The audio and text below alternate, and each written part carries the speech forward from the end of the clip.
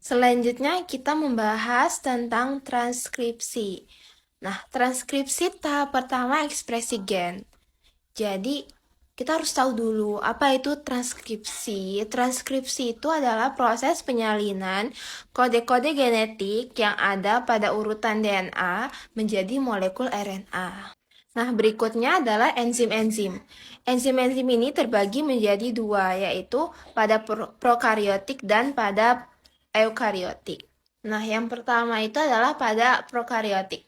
Nah, di prokariotik ini hanya memiliki satu RNA polimerase.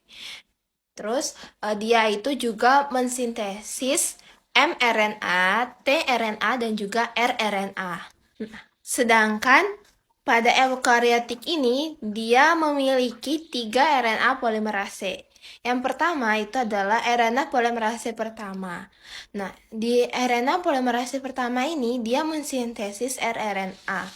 Yang kedua adalah RNA polimerase kedua. Jadi, di polimerase kedua ini, dia mensintesis mRNA yang akan ditranslasi menjadi protein. Nah, sedangkan yang ketiga yaitu RNA polimerase ketiga. Nah, di RNA polimerase ketiga ini, dia mensintesis tRNA sehingga memproduksi small RNA. Nah, terus di sini juga dia mematangkan mRNA dan mentransfer protein, yaitu adalah small nuclear RNA atau snRNA dan small cytoplasma RNA atau scRNA.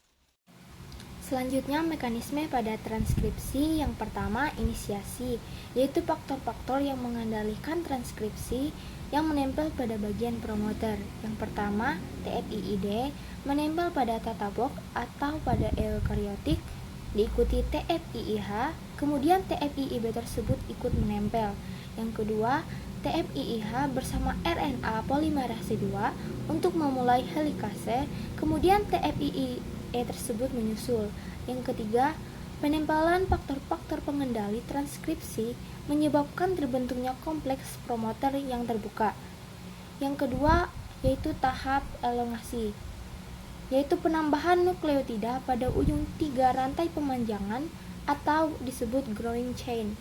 Kemudian basa dipasangkan secara komplement dan sumber energi dari substrat NTP. Yang ketiga yaitu tahap terminasi, yaitu transkripsi akan terjadi sampai mencapai suatu sekuensi pada template yang disebut terminator.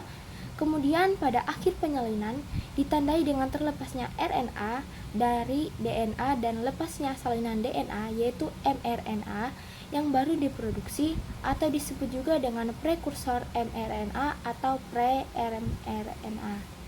Di sini aku akan menjelaskan tentang fase pasca transkripsi yang terjadi beberapa proses yang unik pada eukariotik. Jadi yang pertama itu ada capping, bisa kalian lihat di atas, itu penambahan tudung pada ujung 5 aksen mRNA.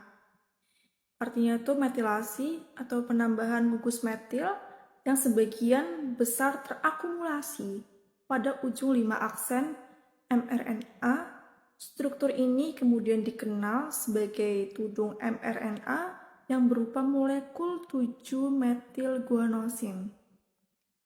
Lalu yang kedua ada poliadenilasi. Apa itu poliadenilasi? Itu penambahan gugus poli A pada ujung 3 aksen mRNA.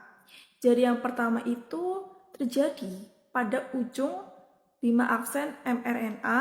Nah, yang kedua ini terjadi pada 3 aksen mRNA.